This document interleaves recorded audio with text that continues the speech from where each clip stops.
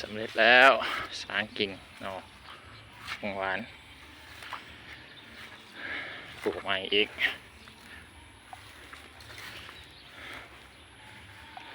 มืออื่นใส่ฟุ้นนี่เอาสำนีก่อน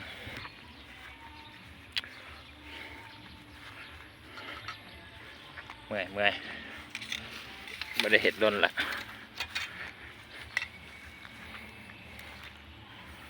ปลูกไม้จักสิติดหรือบ่กลนออกแต่เงาเนี่ย